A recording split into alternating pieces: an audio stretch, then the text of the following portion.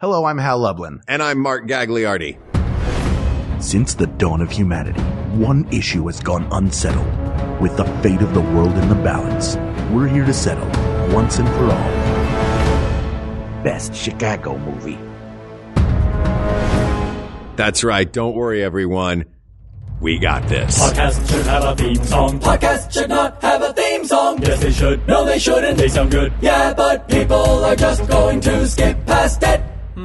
You know what? You're right. We got this.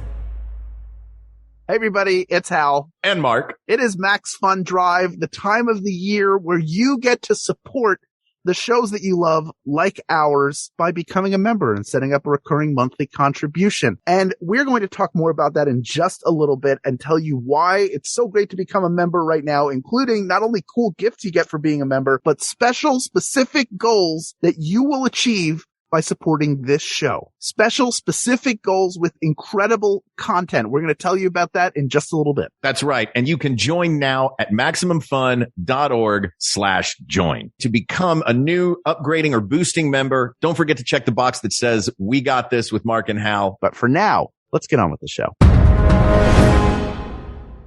Hal, here's what we're going to do with this episode. Mm-hmm. We're going to put it on a poppy seed bun. We're going to put a full pickle on it. Yeah. We're going to drop a couple of tomato slices, some sport peppers, some neon relish, a little mustard. And we're going to bring Andy Richter on to talk about Chicago movies. Oh, now I just want to talk about hot dogs. I know, right? And all the food you can make with an animal's face. We'll start with stews. Oh, man. Hot dogs is my favorite, though. Oh, man. The best way to eat lips. Wrap those lips and Yeah. case them up. Just chow down. By the way, I feel like I have to say this topic was suggested by maybe the perfect person to suggest this topic, which is a guy named Tommy Bobo. Oh, Tommy Bobo. Yeah, Tommy Bobo. How you doing, Tommy Bobo? All right there, Tommy boy. Yeah. What about Chicago movies? Yeah. What's all this crap about Lord of the Rings and Harry Potter you guys do? Well, thanks for coming back on the show. It's delightful. I was happy have you back. Yeah. Thank you. Yeah. And this is a fun topic because just the list that you guys, because, you know, I have the ones that are in my head and then you guys provided a list of them. And there are ones that I didn't remember or wasn't aware that they were even Chicago movies. So it was like a nice walk down Chicago movie memory lane, you know. You're a Midwesterner. What's your relationship to Chicago? It is, you know, it's like what the Scientology on Sunset is to someone who's like in Santa Clarita in the Scientology church. You know, I grew up about 70 miles west of the city in a very small town. So we would go into the city, but it was very scary and very terrifying because there were so many people and it was hard to park. And I'm sure that a bunch of it was, you know, unspoken racism too. That was always, that's a you know, a yummy feature of rural life. And so it wasn't, but it was always there. It was, you know, the baseball and football. And to me, it represented as I got older. And in fact, the movie that I'm going to talk about that you guys missed was a formative movie for me. I saw it, I think when I was in college when it came out. I can't remember what year it was. I might look it up, but it made me think like, because it was a artsy Chicago exciting movie that was great. Mm-hmm. I was like, this can be done, you know, like, and I didn't even know exactly what I wanted to do, but I thought like, hey, the movies are a business, you know, like there are jobs of people in movie making things. So it was very inspirational. And that movie is the movie Thief, the James Caan movie Thief, Michael Mann directed. Oh, I never saw that movie. That movie is not on my radar. I apologize. It's not on the list. It is a deeply, deeply Chicago movie. And they hired I think they hired a bunch of actual cops to be all the cops. Yeah. James Caan is a jewel thief. that gets pinched. They say that a lot. Like, you're not going to pinch me. You want to pinch me, pinch me. But it was St. Patrick's Day.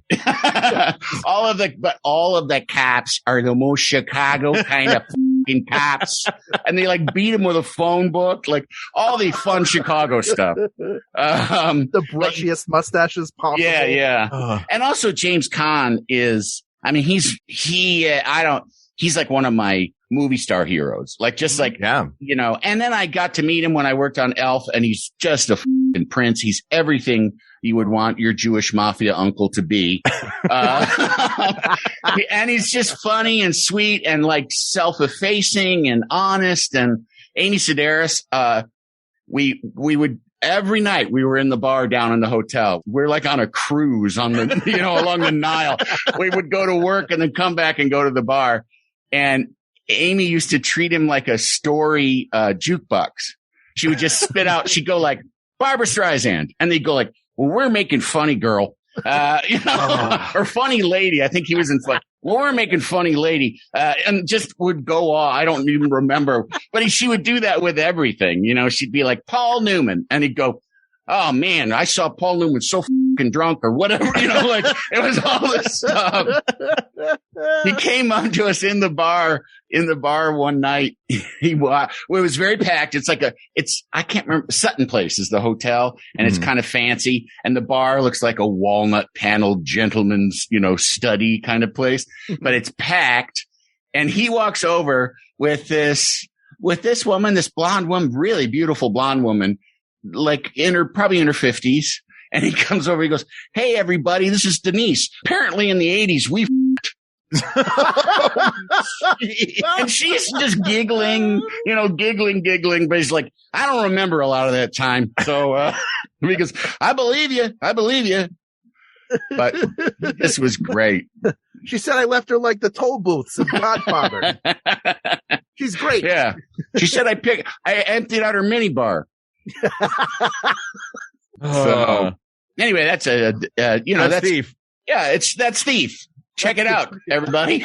That's it for this episode. Next time, the winner is Thief. I'll see. Starring Jimmy Caan. But I do really, Mark, recommend you watch that because it's awesome. And it's Michael Mann, I think, at his peak. Yeah. It's like Heat with half an hour cut out, you know, which is the best version of Heat. Yes. Heat is, it's, you know, but don't get me started on movies are too long. Because speaking of long movies, Hoop Dreams, everybody. Oh, yeah.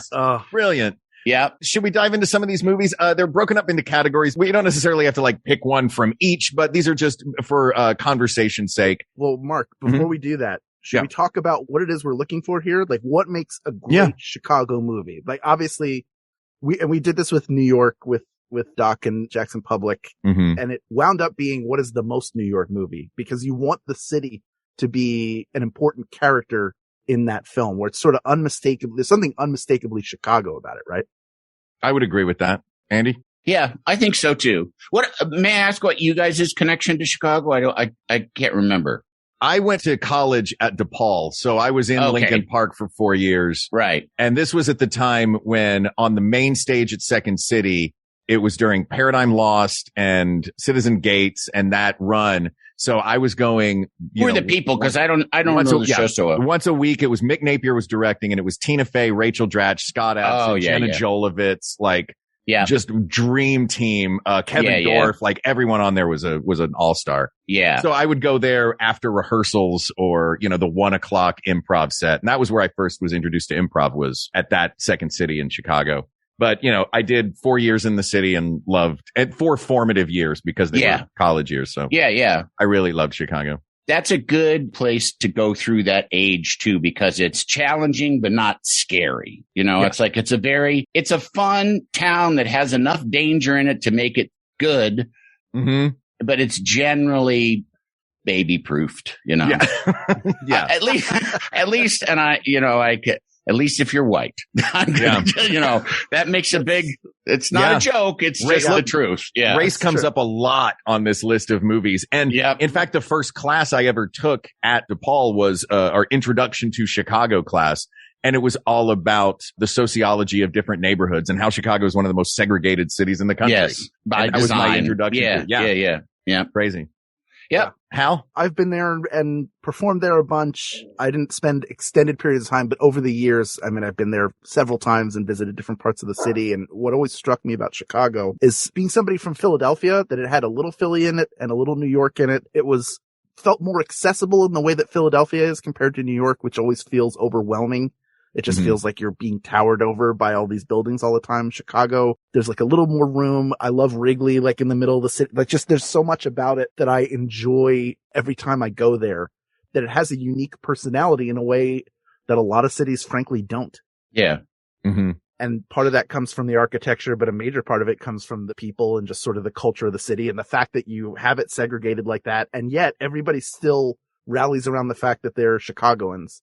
Yeah. So there is an identity to that. Yep. A lot of the identity too is that whole second city notion, you know, being perennially the silver medalist to New York, which I think is have you ever heard the story about the building that looks like a chair downtown? There's a building downtown in New Chicago. York? No, in Chicago. In Chicago. Yeah, I know which one you mean. Yeah. The building that looks like a chair in downtown Chicago is deliberately, the chair is facing away from New York City. So the chair has its back to New York. Yeah, I think is delightfully Chicago. I did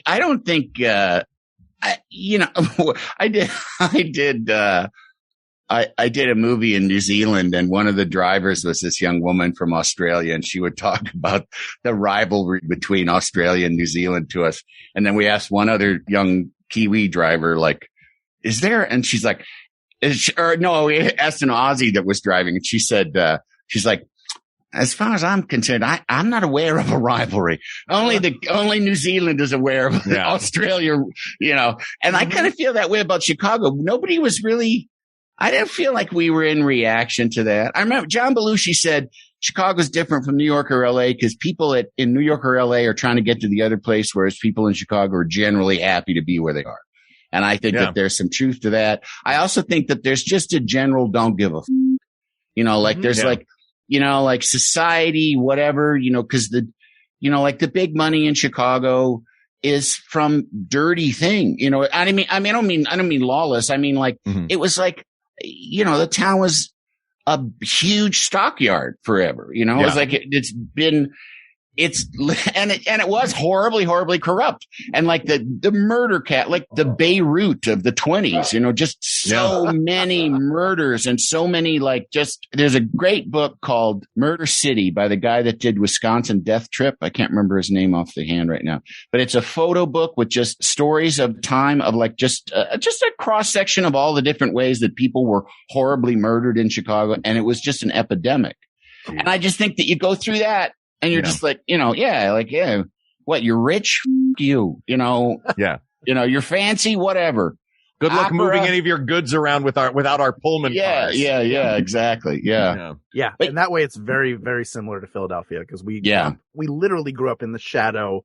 We're always in the shadow of New York. We're always close enough. So nothing we do will ever be big enough compared to them. We don't even have the luxury of that distance. And so there is also that insular, there's a lot of like born here, live here, die here. You live in Philadelphia. You maybe get out and go somewhere else, but generally you stay where you are and you're proud to be there and you don't care about anybody else. Yeah. Like, that's why we embrace sports heroes that say, no one likes us. We don't care. Like that becomes our, that's what we put on t-shirts everywhere. So it's a very similar attitude that makes me feel more at home in Chicago than maybe any other city in the U.S. It's not very healthy though. It's terrible. The food's so good though. No, I didn't mean that. I meant the attitude of like, you don't like me? I thought you meant I don't care.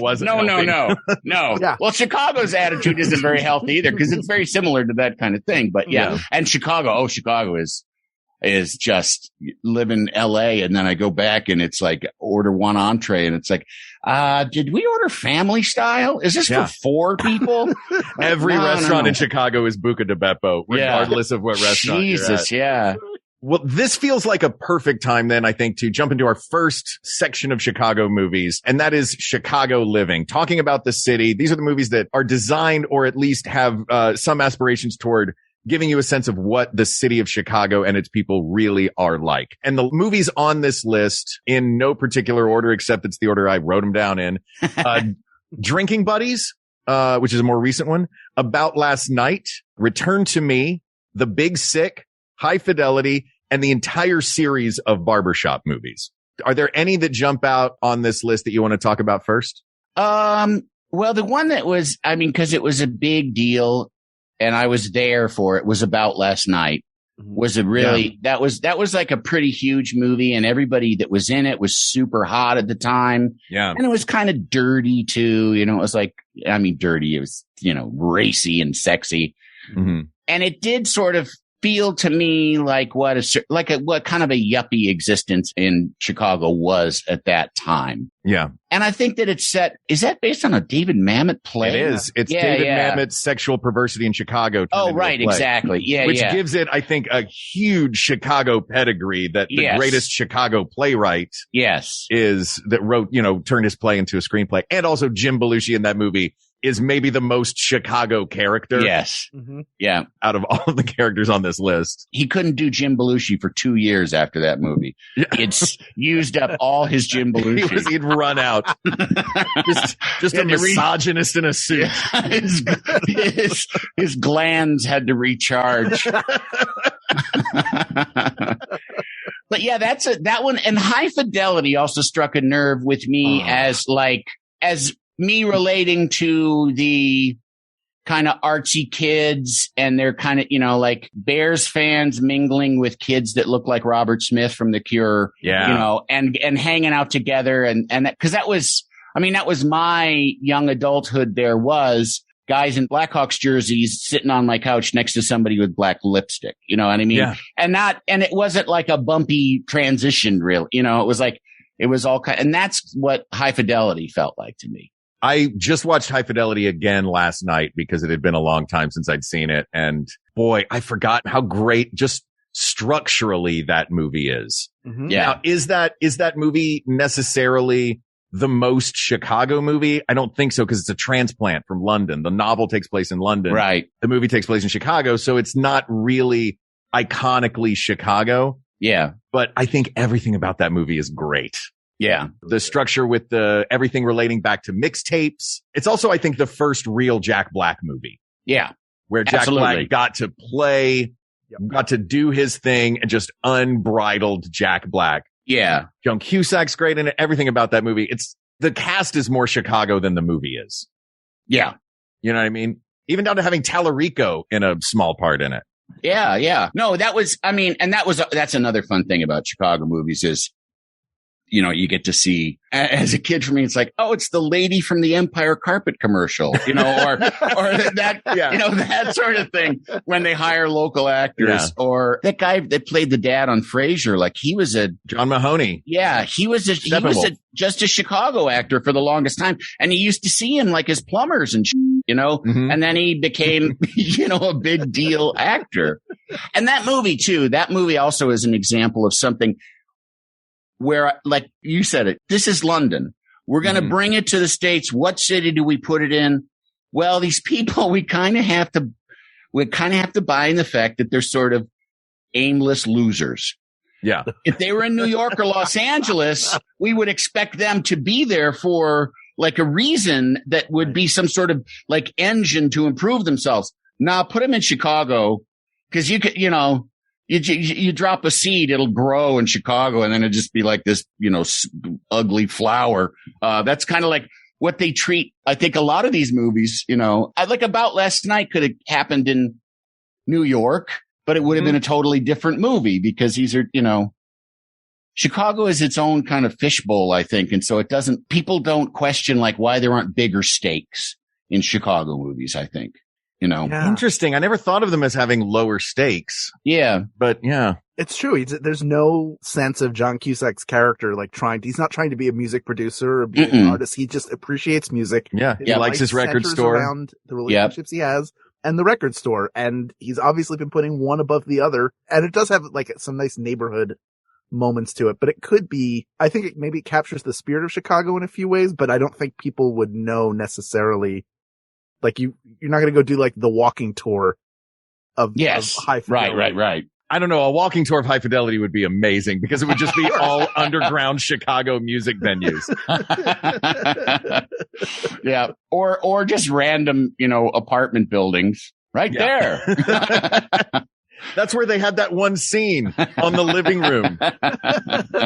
You mentioned great casts, and there's another one on this particular list. I am particularly partial to this movie. I don't know if or how many times you guys have seen this, but that is Bonnie Hunt's 2000 classic rom-com Return to Me, which has one of the best supporting casts of any movie I've ever seen. Have you guys seen this movie? I have not seen it. I will look at it, though.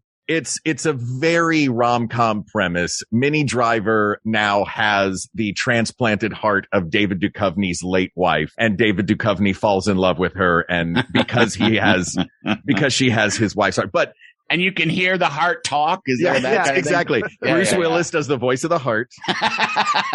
Kiss him. But it also features one of the best supporting casts I've ever seen, because she works in a family restaurant, and there's so many scenes that are just sitting around the family restaurant's back room table. Marianne Muller-Lely plays the waitress in the restaurant. Sitting around the table are Carol O'Connor, Robert Loggia, Eddie Jones, Brian. It is a bonkers cast of grizzled old Chicago dudes just talking about the world. And if the whole movie was just those scenes, I mean, I love the movie. It's an A. It'd be an A+ if the movie was just Carol O'Connor and Robert Loggia, old man grumping at each other in a old Italian Chicago restaurant on the North Side. I put it in there because I love Bonnie Hunt. I think she is synonymous with Chicago. Jim Belushi, also a big Chicago guy. He used that last little bit of his Jim Belushi-ness that he had left over from About Last Night in this movie. So I wanted to shout it out. Drinking Buddies, another sort of neo About Last Night, mumblecore starring Jake Johnson and Olivia Wilde. Another really good, working in a Chicago brewery. What do you guys think coming out of this list? We also got Barbershop. I love Barbershop. I think Barbershop is a really, really good movie that also has a fantastic cast. Yeah. It's been a long time since I've seen it. So that one didn't even occur to me as a Chicago movie. And I don't know if that's because of my faulty memory of it or vague memory of it, or because is it super Chicago-y? I think it's trying to capture the idea of like of a specific sort of neighborhood feel. Yeah. To Chicago. It's less about, again, it all takes place kind of in the neighborhood. Yeah. It's all in the one location. The first movie is most of it. A Day in the Barbershop. You do have Anthony Anderson stealing an ATM and running around. Bust into it in his home. So there's a little bit that's outside of it, but it's all generally in the same, it's this neighborhood and what the barbershop means to this neighborhood for a place for people to go. That said, it could potentially have happened in other places and would have worked as well. It could be a New York movie, but then it also would, I think, carry with it, like you said, Andy, that idea of like, yeah, I'm running this barbershop, but what I really want to do is write plays on Broadway. Yeah. So I don't know that it's the most Chicago movie. Yeah, I think I think I'd say About Last Night. Yeah. Yep. That would be my vote. But I mean, it's Mamet, it's Belushi. Yeah. It's Chicago. Yeah. It's distinctly Chicago. Yeah. Anything else we want to take from that list? No, The Big Sick is a fantastic movie, but I did not realize until I saw it on this list that it was set in Chicago. Yeah, same. I mean, I remember being aware of it, but it didn't pop in my head. Yeah. It's a great movie. Yeah. But yeah, it's a great movie about a stand-up in the city.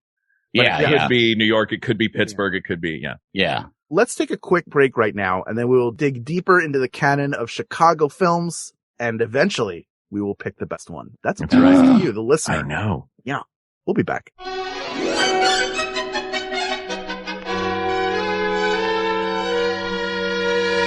This is my favorite time of year. I love MaxFun Drive. And if this is the first MaxFun Drive for you, first of all, welcome. Second of all, let me explain what it is. MaxFun, the shows and the network are listener supported. We have ads, but that's a very small amount of what makes our show happen. The vast majority of it is direct support from listeners like you who get a membership, create a monthly recurring contribution. We have so many people who have supported us over the years and continue to support us, and we thank you so much for that. And this is the one time of year that we put a ton of energy into letting you know how you can support We Got This with Mark and Hal as a member. That's right. So to all of those who are already members supporting We Got This, thank you. And to those who have not, will you please join us as a member? Now, there are a lot of different ways to do it. You can join if you've never been a member before. You can upgrade, which is moving one complete level from $5 a month to $10 a month. Or you can boost. If you can't really make it between levels, that's okay. Just contribute what you can. It's all appreciated and it all makes a huge difference. And if you already have a membership,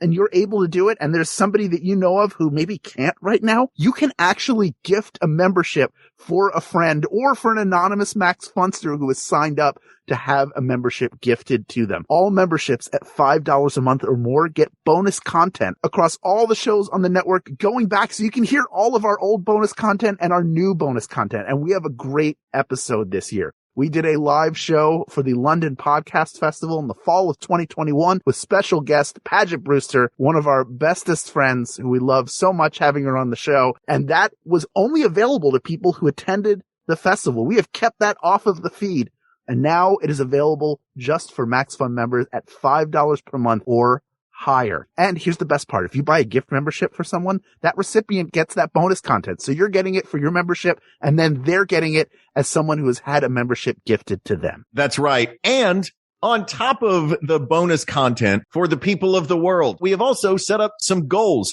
for our membership. We would love to get a whole bunch of new upgrading and boosting members. So we've set a few goals along the way, and we've got some fun treats set up. If we get 100 new upgrading or boosting members, we'll release an extra special crossover episode with guest Janet Varney of the JV Club. We JV this club, where we tackle the topic of best high school movie. If we get 250 new upgrading or boosting members, we will have the We Got This mystery guest episode. That's right. Hal and I will not know who the guest is when the episode begins. Our producer is going to surprise us. We won't know who it is. Even as we're recording the episode, should be a lot of fun. I don't know if a MaxFun podcast has ever done that, but we're going to do it. If we reach 350 new upgrading or boosting members, you've asked for it, and we're going to deliver. It's the We Got This with Mark and Hal People of the World Trivia Challenge. You think you can beat us at trivia? Let's find out.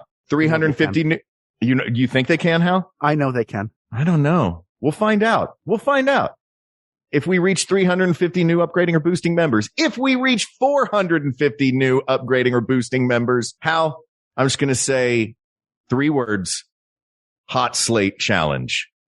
So grab a cold glass of milk because you're going to need it that day, my friend. My mouth is quaking in its boots. You can become a member. You can upgrade your membership, boost, or gift a membership by going to MaximumFun.org/join. And to make sure that this show benefits directly from your contribution, when you are asked what shows you listen to, be sure to check the box for We Got This with Mark and Hal. That is how we benefit from your membership. Thank you. Let's get back to the show. We'll talk to you in a little bit.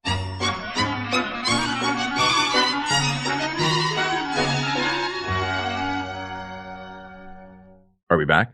Oh, yeah. Oh, we're back. Oh, we're back. We're back. We're back. Oh, we're back. Oh, guys. We're back. What's all that white stuff on your lip, Mark?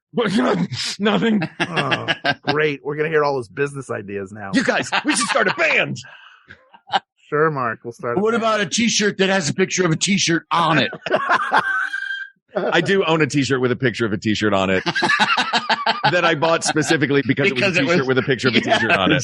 Why not? Yeah. I used to have a baseball cap that I bought at LAX that just said Los Angeles on it. And I was just like, man, Los Angeles needs the help. I better wear this hat around so people get the word out about Los Angeles. Excuse me, sir. What does that say on your hat? Los Angeles? Yes. Is that a fashion brand? No, it's a city. A city? Yeah. In Spain? Let's move on now from real life Chicago life to a more stylized version of Chicago. These are movies that feature not exactly the city as real people that live in it feel, but the city as cinema would have you think it is. And the ones on this list are The Blues Brothers, Chirac, Chicago. Skip over Blues Brothers 2000 like that, Mark? You don't want to talk about it? I was going to add it at the end. We don't have to. We can eliminate it right now if you want. Oh, fine. Wow. The Blues Brothers original, The Blues Brothers Extra Crispy 2000, Chirac, Chicago, Adventures in Babysitting, and Ma Rainey's Black Bottom. What jumps out on this? Well, I think the biggest movie out of there is Blues Brothers. I mean, because that was a wildly popular movie. Of course. Such a gigantically popular movie. And having been in Chicago while it was being produced, there was awareness that like they're making this big movie, and on the news seeing soldiers rappelling down City Hall, just like on the evening news and no stuff. Kidding. So the local news when you were growing up, you watched them make the Blues Brothers? Absolutely. And all that, like the car crashes out on the highway with all those cop cars. Like I specifically remember watching a local news segment where they looked off camera at all the backup smashed cop cars. Like how many, like they had, I guess, and I didn't know this but they had basically a body shop for a while just running around the clock because they crashed so many cars in that movie. And it is, and it's a very unique movie and really deeply, deeply entertaining in so many different ways. And really deeply Chicago. Yes. Like these guys were obsessed with promoting the music and that Chicago sound. Like even down to the scenes in the street, we're listening to street musicians play. Yeah. Not actual street musicians, but in the scene they are. So I think there are probably some actual street musicians in the mix. But I think there was wasn't there like a Miles Davis in that local street band out there? There was somebody huge in there. John Lee Hooker. John Lee Hooker. It was John Lee Hooker on the sitting out street. there. Yeah, no, it's an amalgam of things. Like it's like, cause Chicago blues is Chicago blues. And a lot of, and the music they were doing was just rhythm and blues. Like they should have been the Soul Brothers really more than the Blues Brothers. They were the Blues Brothers, but soul men. Yeah. But it's like, that's what a big movie's going to do. It's going to like get kind of, and also two white guys, one from Canada, they're going to be like, we're going to bring what is essentially African-American, like musical culture to the masses, which they did in a big way because I listen probably 80% of the time I listen to old soul music. And the first place I really became aware of old soul music and with any kind of depth was completely because of Blues Brothers. Yeah. I mean, I grew up with Chicago blues and stuff, but I remember the 8-track of the best of Sam and Dave being pushed into and I went out the next day and bought the best of Sam and Dave. And it's one of the best albums or Sam and Dave's greatest hits or whatever it's called.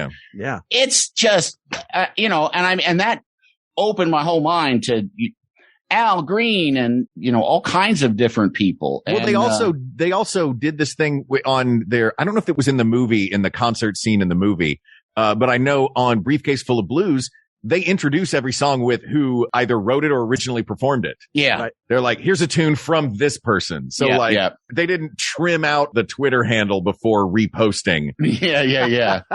Well, I think that was very much, I think Dan Aykroyd is like really super, like considers himself a musicologist. And so I think that he probably, I don't see John Belushi giving a shit one way or the other, but I can see Aykroyd being very insistent that they, give credit to Magic Slim, as opposed, and I bet it's, it probably, if you find yourself in the position where just for fun, you're doing warm up on SNL with these characters and singing the old blues and rhythm and blues songs that you like to sing, and then it becomes a thing, I bet you feel a little sheepish. I'm so sorry, you guys. Yeah, being like, Dan Back Bacon Aykroyd from Canada. But yeah, I mean, looking at that list, I think that for me is just the winner. I mean, I haven't seen Chirac. I've seen all the other ones, but that one I don't know. Like I say, it could just be the imprinting that it had on me. Yeah. But I think it's so iconically Chicago. Sweet Home Chicago is one of their songs. Yeah. Again, when I first got to college and I was having this Chicago class, the big opening welcome to DePaul University thing was a night where they showed the Blues Brothers. That was our welcome to Chicago night.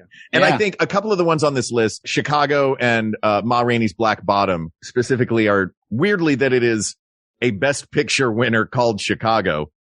And we're trying to pick the best Chicago movie. That movie has very little to do, I think, with Chicago. Well, actually, that movie has more to do with Broadway. Yeah, but the story it's based on is actually in that book that I spoke about before called Murder City.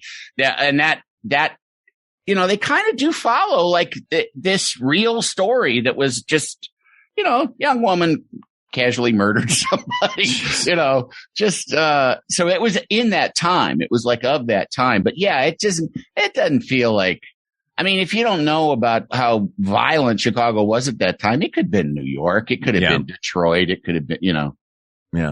So f you, Chicago, the movie. Take that amazing musical. Blues Brothers is definitely inextricably Chicago. Like Chicago is a whole character in that movie. I also think it is. I mean, I don't think it beats Blues Brothers, but I think it's really good as Adventures in Babysitting, where they take an adventure through the city. Yeah. So they do sort of tour you around. And you have Vincent D'Onofrio. You have a future Kingpin playing Thor. Vincent D'Onofrio as Thor at the end is amazing. Piece there. Watching that again, it feels like it could be a tour, aside from her, sliding down that sort of diamond shaped building in Chicago. Mm-hmm.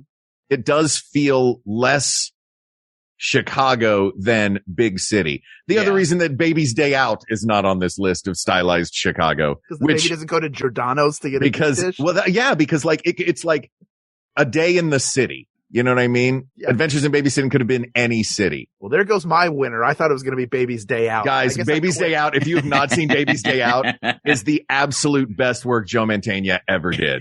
Baby's Day Out is pretty hilarious. Fantastic. It's pretty hilarious. Yeah. I mean, not always for the right reasons, but you get it. Yeah.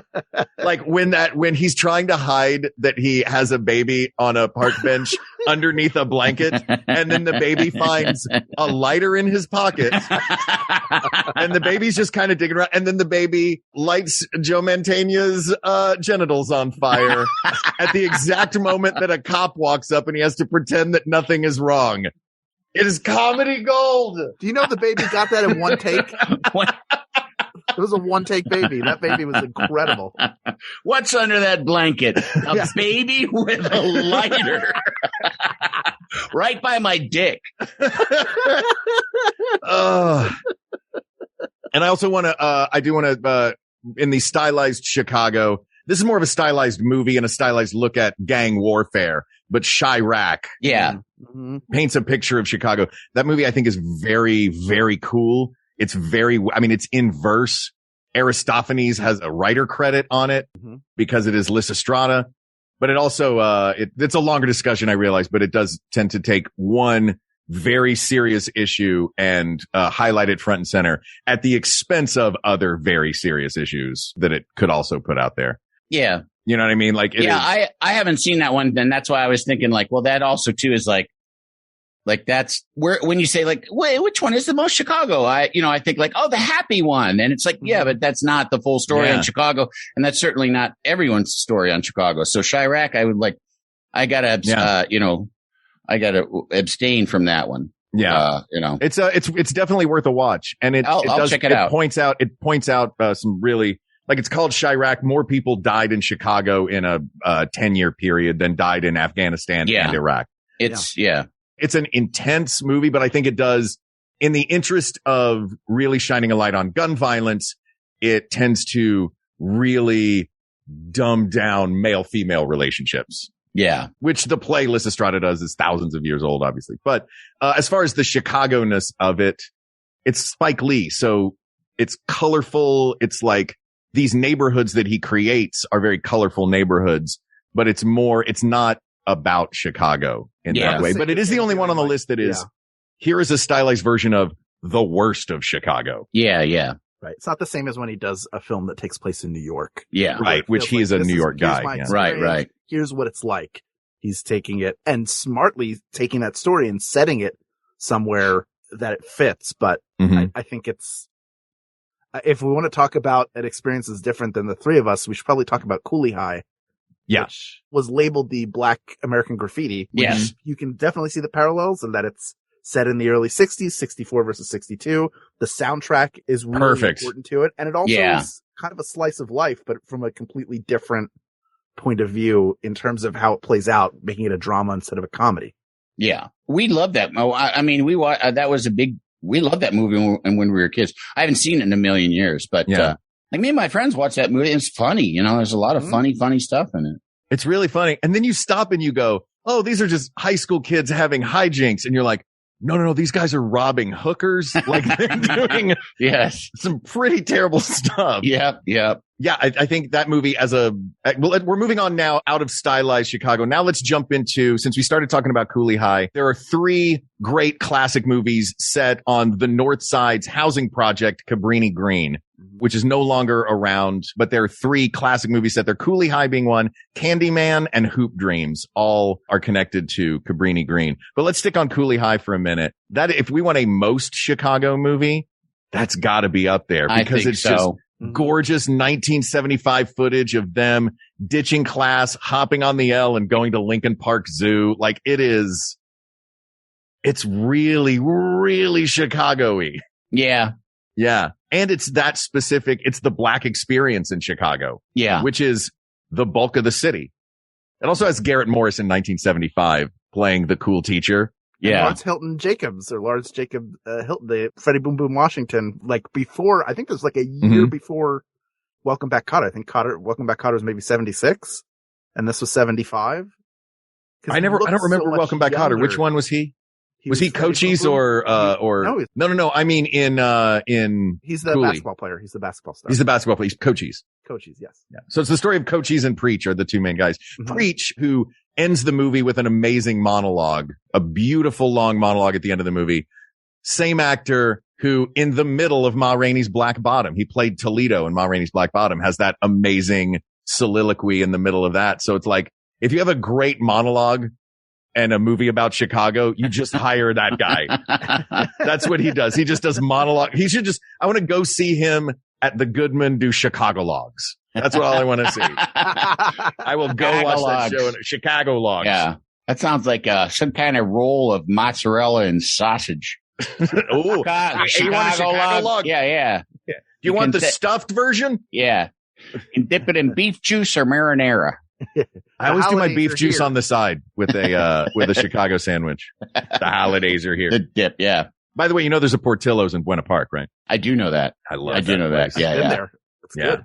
It's really good. I used to, whenever we'd go down to Disneyland, I'd try to talk everybody into it, my family, and no one was like, well, come on guys, let's go get some bread soaked in salty meat juice.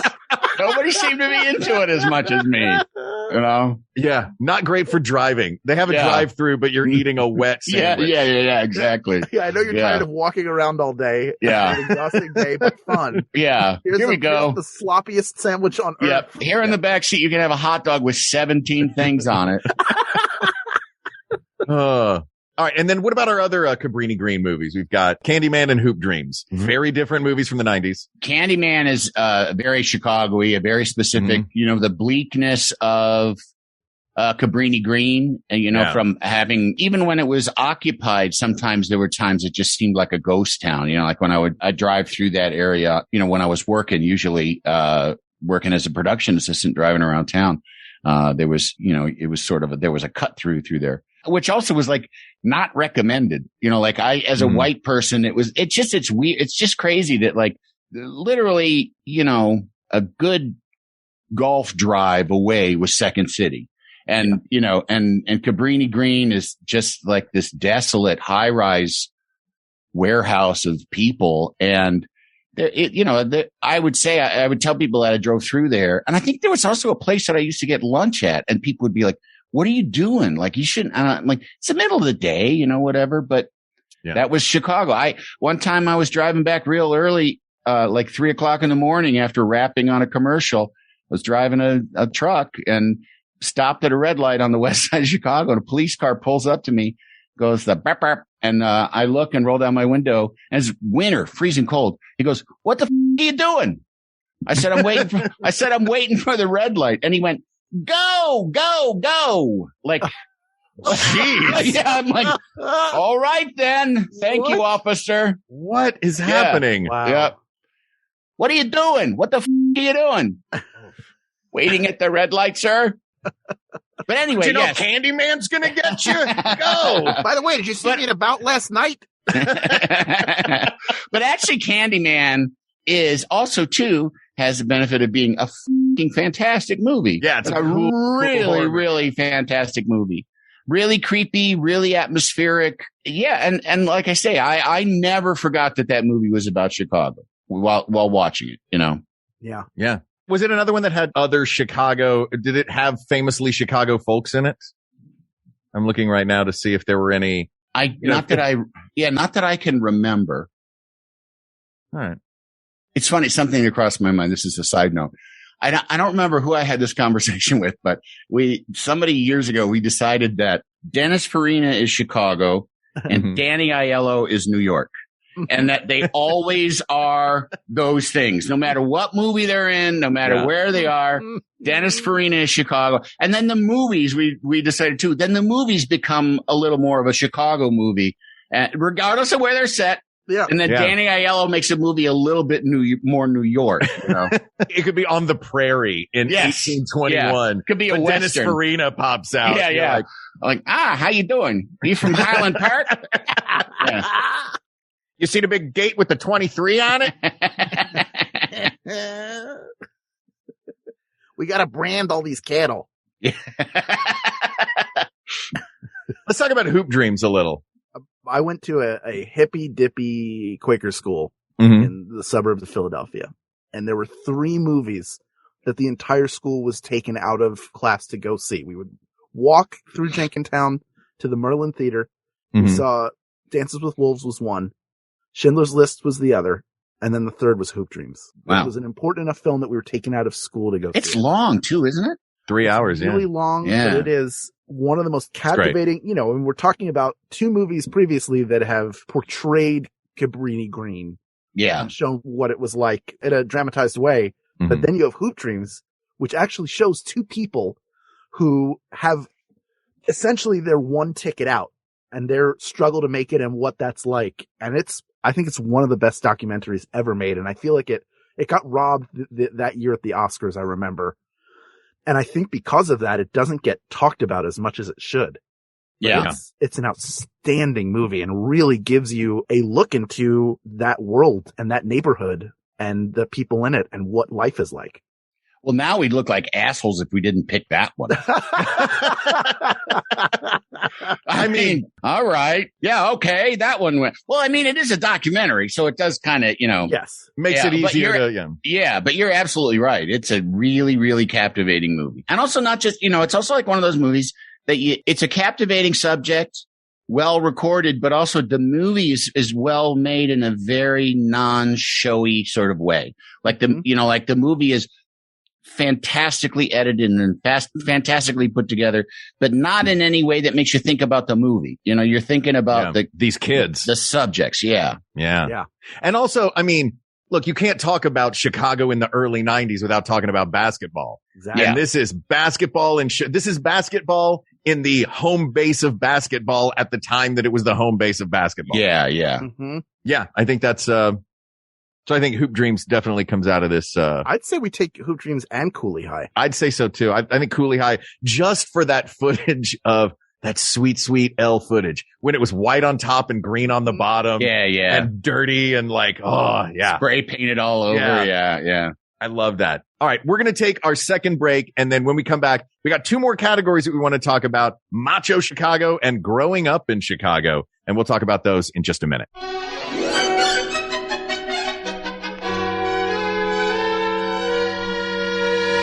One of the amazing things about MaxFun Drive is that it's not just about people who listen to the show supporting us by becoming members, but it's about us as hosts and as creators of these shows getting a better and deeper understanding of what it is that our show provides to people who listen to it. I have some feedback from an audience member, And I just want to read it. It says, what I love best about We Got This is the community that has been created from this wonderful podcast. The WGT page on Facebook is probably one of the only places on the internet where people can have a respectful debate. Yes, some people are willing to die on the hill of best Pop-Tart flavor. It's s'mores, by the way. But I love seeing the passion that people have for what are essentially mundane topics. It's nice to know that whenever I'm having an off day, I can usually find a bit of levity within the WGT community. So for that, I'm truly grateful. Thanks for providing a show that both delights and enrages me. Here's hoping we'll get to hang out at Disneyland again. Shelly Godfriend. Shelly, this is exactly what our goal is with We Got This, is to provide not only fun debates that you've had with your friends, but to provide a safe place and a community of people who come in knowing that at the end of the day, it's all for fun. And when we have disagreements, that it's not that serious. And that just doesn't exist in a lot of places on the internet. So it's very reaffirming to hear that from someone who I know has been listening for a really long time. I cannot agree more. Shelley, thank you. And yeah, it's the world that we have tried to curate, and it would not exist if it wasn't for the people of the world, the community that listens to We Got This. So to that community, thank you. And to those who would like to become new or upgrading or boosting members of that community, you can join us during the MaxFun Drive 2022. And if you do, we have some pretty great gifts lined up for you. If you join at the $5 per month level, that makes you a MaxFun high fiver, and you're going to get maybe the greatest, definitely the most popular thank you gift. And that is immediate access to over 350 hours of bonus content from all of the MaxFun shows. It is a smorgasbord of MaxFun treats. Whatever you're into, we've got it for you. That's at the $5 level. If you join at the $10 level, you'll become a friend of the family, and you will get, of course, the bonus content, but you will also receive a letterpress MaxFun membership card. Feel free to flash that anywhere that being awesome and fancy will get you through doors. And you also will get one of 35 embroidered patches from the assorted MaxFun shows. I don't want to tell you which one to get, but the We Got This with Mark and Hal patch is pretty fantastic this year and is definitely a head turner. I will say no more. No, I will say more. Oh, say more. Picture of a strawberry, and in the classic style of the Cinepa Peep, it says this is not a berry, from our classic Best Berry episode, which you can listen to in our feed. That's right. It's there in the feed, as they say. Because you're Magritte. Yes. Mara Bondaroo from Frog and Toad Press put these together and designed these, and they are all, you can't go wrong with any of them, frankly. No, but there's obviously a best one. We don't need a whole episode to determine that. We don't. Then at the $20 per month level, you can join the Diamond Friendship Circle. As with all the other levels, you will receive the gifts from the $5 and $10 level, but you will also receive either a rocket hat. That's right. The MaxFun rocket hat, the logo that everyone knows and admires, and you will look fantastic in it. Or the MaxFun creativity pack. And this is one, Hal, that we contributed to that I'm really excited about. Ellen Vandermeed illustrated 54 cards to create the MaxFun inspiration deck. Each card in the deck has an activity suggestion from your favorite hosts at MaxFun and are designed to inspire you to enjoy the world around you. It also comes with 3 postcards, non-hardening, colorful modeling clay, and a custom Blackwing pencil to encourage you to make your thing. So please become a member over at MaximumFun.org/join. Your contributions and your memberships are what keeps our show and the other shows you listen to on this network going and running and bringing you fresh content. It's so important to support the art that you enjoy. So go to MaximumFun.org/join to either become a member, to upgrade your membership, boost your membership if you can't upgrade, or if you're able to, gift a membership to someone who can't afford one themselves. The most important part for supporting this show is to make sure you check the box for We Got This with Mark and Hal when they ask you what podcast you listen to. It's a very simple process to either set up, to boost, to upgrade, or to gift. So please do it today at MaximumFun.org/join.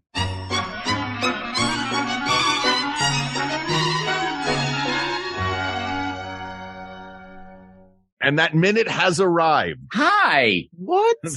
Hi, guys. I'm that minute. What are you guys talking about? That minute. This is fun. I've never done a podcast before. Just talking to this mic here. Oh, too close. You're too close to it. How about here? That's too far away. Is this just right? Like That is. porridge? Yeah. All right. Let's talk Macho Chicago. Yeah. These are the Macho Chicago movies. We're going The Color of Money, Backdraft, 8 Men Out, The Fugitive, The Untouchables, and The Trial of the Chicago 7. And Thief should be on there. And Thief. And Thief. Thief should Absolutely. definitely be on there. Yeah. I'm putting Thief on the Macho Chicago list. Well, The Color of Money is pretty freaking Chicago, and also Chicago area, because that's another one that everybody was like, knew that they shot part of it in Joliet or where, like knew different locations. Yeah. The Forrest Whitaker pool scene. That was like, that was our neighborhood pool room and bowling alley. Was it really? It was on a second story of these buildings, and it had a bowling alley that the balls returned on the top, like up above. There was no under ball return, and it was all hardwood. It was a beautiful, I don't know if it's still there or not. And I don't remember the name of it, but it was on Lincoln Avenue right above Montrose, I believe. And I think it was called, everything up there was called Lincoln something or another. They can't get enough of that Lincoln. But like that scene and those stairs, remember when he kind of, and I remember in film school that somebody making a deal that after he gets his, gets tricked by Forrest Whitaker, or what do you call it? Snookered or hustled. Yeah. Yes. And he's walking down the stairs. Apparently there's a wet spot on the back of his jacket, as he kind of stumbles down the stairs, and somebody's like, that was because he was, basically he was raped. And then that Martin Scorsese put a wet spot on the back of his jacket, which I always felt like, oh my god, that's like film school. Like take it easy, but yeah, okay. Or maybe he sat in something. It's Why don't you just try acting? yeah. It is a pool hall. But yeah, that movie, and even though that movie like takes place other places too, I know so much stuff was shot in Chicago, but I don't think that it's supposed to play as Chicago, so that probably disqualifies it. Yeah. Color of Money? Yeah, I think so. I mean, there's a lot of Chicago stuff, but yeah, just this list I think has more. I mean, look at The Untouchables. Yeah, that's very specific. Let's talk about the history ones. We have a little bit of history on here. We have 3 different classic Chicago history stories on here. Yes. In 8 Men Out, the Black Sox scandal, The Untouchables with Elliot Ness and Al Capone, and the Trial of the Chicago 7 about the 68 Democratic National Convention. I think The Untouchables could also go up in stylized Chicago too, because it is Chicago, but it's a very, it's a very sort of like, it's almost like a Western, it's like, it's kind of, totemic almost in some ways. Yes. Yeah, I think The Untouchables it's a great movie and has a great closing line. I mean, amazing. You guys remember that? No. It's the movie ends. He's been fighting against bootleggers this whole movie. Yeah. They repeal prohibition. What are you going to do? I'm going to have a drink. Yeah. It's great. It's a great ending. There's also a great film flub in that movie. There's a scene where it keeps going back and forth between Sean Connery and Kevin Costner. And it alternates Sean Connery's top button being open and closed, open and closed, open and closed, going back and forth in this conversation. And once it was pointed out to me, it's all I can see in that. Yeah. But oopsie daisy. Is that Brian De Palma's best movie? The Untouchables? Yeah. I think Separate so. episode. Episode. What about 8 Men Out? Classic, and some Chicago actors in there too. You got Rooker in there. Yeah. And John Cusack. Yeah. Mm-hmm. I don't know. I mean, I know it took place in Chicago, but it's so long ago that it doesn't, I don't know. It just, the scandal's more interesting than the movie. Yeah. I think so. It's more of a baseball movie than a Chicago movie. Yeah. That's fair. Yeah. Because all of the action happened in Boston. Pretty much. And on the road too, didn't it? Yeah. All right. Oh, all right. Yeah. Them. Yeah. 8 Men Out. Yeah. Piss off, 8 Men Out. 8 Men Get Out. Yeah. Oh. Have you seen 8 Men Get Out? Yeah. John sails yourself right out of here. We'll be right back. I got tired. I need a break. Why? You good? You all right? Oh, boy. Take a sip. That was a big swing. Get your wind back. Refill your glands. Fugitive was very Chicago-y, but we were still kind of clustered on Chicago stories. I should go back to that because the Trial of Chicago 7. Yeah. That's the one on this list I have not seen. I haven't seen that either. It's very good. I think there are more Chicago. Again, it's because it's Sorkin. I think the theatrics of the trial are more important than what actually happened. And they do go through the riot, and the characters are really good. Jeremy Strong is very good. Sure. In that film, as is Sacha Baron Cohen. The performances are all good. Everything you expect from Sorkin. It does feel like it's more of a national political story than specific. It's set in Chicago because that's where the DNC was that year. Mm-hmm. Not because we're going to tell the history of this Chicago event. And they came in from out of state. That happened in Chicago. Yes. Yeah. Totally unfair because I haven't seen the movie, but I don't imagine Aaron Sorkin capturing a lot of Chicago-ness. Yeah. Right. Not in the way David Mamet can. Exactly. That's the comparison. And I just don't, like I say, it's totally unfair. And all you Sorkin heads out there, don't come for me. But no, I don't, I always, there's been movies that I've been watching and I've been like, did Aaron Sorkin write this? And look it up. And sure enough, it's it's Aaron Sorkin. And Aaron Sorkin can be fantastic. And then other times for me, he's just too Aaron Sorkin, Yeah. And he sure knows what he's doing, but I just don't see him giving it. I mean, if this story, it may deserve more of a national, political, historical kind of perspective rather than a regional one. Yeah.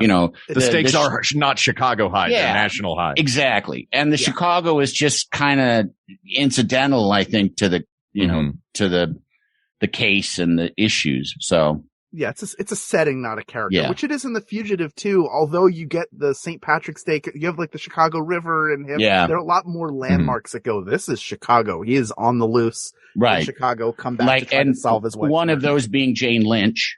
Yes. And I believe her big screen debut. That was also. Really? Yeah. That was exciting for us because she was one of ours. And here she is in it, with Harrison Ford in a movie. It was crazy. How close to that, did she film that while you were doing the Brady Bunch? Or was I don't remember the chronology of it. I honestly don't remember. I think it was during that though. I think it was really early on in the Brady Bunch. Mm-hmm.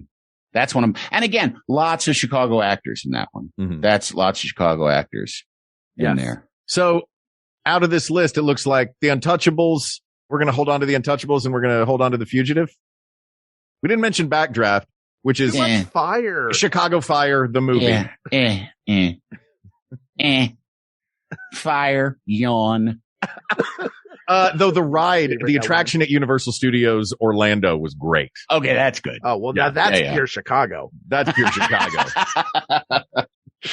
All right, let's talk about growing up in Chicago. Chicago has some great growing up movies. The whittled down list of finalist contenders that we have to present, which I'm happy to add more to, is The Breakfast Club, Mean Girls, Home Alone, Ferris Bueller's Day Off, and Rookie of the Year. Now, remember, some of these are great movies, but what we, at the beginning of this episode, talked about, we are looking for the most Chicago as a factor in these. I did add Uncle Buck to the list. Oh, you added Uncle Buck to the list. Yeah, that's a good ad.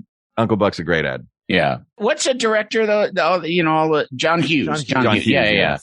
Yeah. See, those are, well, go ahead, Mark. You were going to say something. I interrupted. Well, I was going to say Mean Girls could be any high school USA. Yeah. Arguably The Breakfast Club could be any high school USA. Mean Girls specifically is on here because of Tina Fey.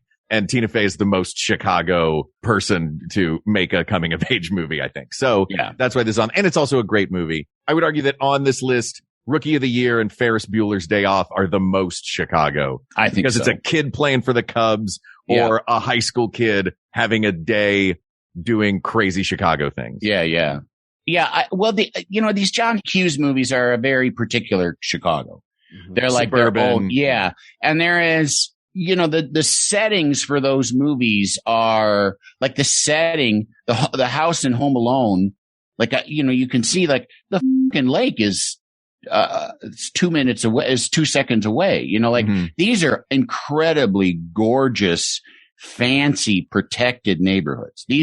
This is like, you know, those movies are about Brentwood in LA terms or Upper East Side in New York terms. Like these, so I don't know if there's lots of wealthy people in Chicago, but I don't know how representative that is of a sort of a holistic Chicago experience. It's more the North Shore experience, you know, and Ferris does go all over the place. But I tell you, that movie, when I watch that movie now, I just see like a fucking people using sociopath. Like this is not fun. You know, like it's just, you know, let's steal your dad's car. Yeah. And the thing that I felt like too is like, if there was an Abe Roman, the sausage king of Chicago, everybody would know who he was. So you can't make up a sausage king of Chicago. Like, go say you're the, like aluminum siding king. That will buy, but no, we know who the sausage king is. That's like going in and saying that you are Menard. Like, wait. I knew Menard, and you, sir, are no Menard. Oh, yeah. Big money at Menards. For those who have been to Chicago. Big money at Menards. I agree with you. Breakfast Club, those kids could be anywhere. Yeah. Mean Girls, that could have, it was incidental with Chicago-ness. Yeah. Home Alone, that's, it's snowy. It is snowy. And Rookie of the Year, I saw when it came out, and I don't have a lot of memory of it. It's more of a baseball. It's Chicago in that he plays for the Cubs. Yeah. And turns the Cubs into a winning team. Yeah. But which they weren't winning because Gary Busey was their pitcher. Because of Gary Busey. No, he was a good guy. He's the one. I'm just saying, if Gary Busey is your pitcher, your team is not going to do well. He throws the ball into the stands every time. And then chases it. Well, in this one, it seems like I would give it to Rookie of the Year just because it's so soaked in baseball and Wrigley Field, Yeah. Yeah, that's true. I also don't have to take any of them. Yes, we do. All right. The podcast police will be after us. Do you really want to deal with them again, Mark? Happened last time when they had me face down in the yard. I didn't do anything. Yeah. That's true. I couldn't lift my hands above my shoulders for 6 weeks. They wanted me to say MeUndies. I wouldn't do it. Well, where do we go now? Here's what we're looking at. I think now we start to wrap it up and come down to our final. Hal, can you tell us who we have that we've talked about that the cream has risen to the top? Sure. This Chicago topic. What's the cream? We have 7 finalists, those being Rookie of the Year, The Untouchables, The Fugitive, Hoop Dreams, Cooley High, The Blues Brothers, and About Last Night. All right. How do you want to do this? Do you want to eliminate them one by one? Or is there one here that we all feel is the answer? Should we vote? I have one that I'm looking at that I think I don't have one that I think is the clearest one. I think I have one that I think is the answer. Do you have one, Andy? I do. I have one that it could be if you want to all three say it at the same time and see where we're at. All right. Ready? Sure. Go ahead. Count it off, Mark. 1, 2, 3. The Blues Brothers. What did you say? Hoop Dreams. You said Hoop Dreams? You said Blues Brothers, but I'll go Blues Brothers. No, wait. I want to switch to Hoop Dreams. I didn't think anybody would say Hoop Dreams. No, I said Hoop Dreams because when you were talking about it, it did get me thinking, like, just the stakes of that movie, and it really is of a place, and, Wow. But in terms of, like, big, splashy, it's weird. It's like, are you going to describe the city or, like, looking at a flower in the corner of the city, it's kind of what your perspective is. And I think if you're going to be big, splashy tourist board, then Blues Brothers definitely. But if you're going to get more psychological and real, I think Hoop Dreams. So, well, if we're looking at the real city, if what we want to see is Chicago, it's interesting because this was out of all of these, this is the only documentary. Yeah. To the most real version of Chicago. Let me ask you this, Andy.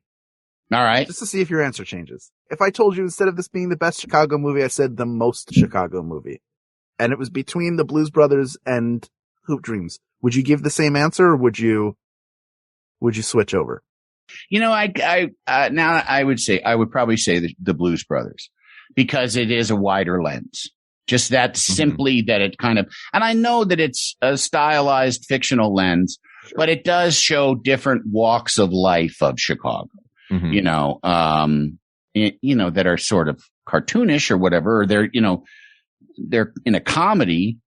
But yeah, I think that is it. Cause the Hoop Dreams, it's very, very specific. So I don't want to start a fight. Well, you also didn't want to be the jerk that didn't pick Hoop Dreams before. So which is it, Andy? Do you want to start a fight, or do you want to not see these kids get their due? Gotta go, guys. Oh, he's gone. And just like that. Never happened before. It's weird. I think the Blues Brothers, I can, I've been on a jury. You can change your vote and then eventually convict the fucker. We don't have to convict anyone to prison here. Yeah. Blues Brothers. But can we? Put him to death. The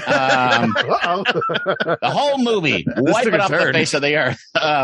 No, I think Blues Brothers. I'll say Blues Brothers. So then we agreed. Yeah. We didn't bully you into Blues Brothers. No, you didn't. You didn't.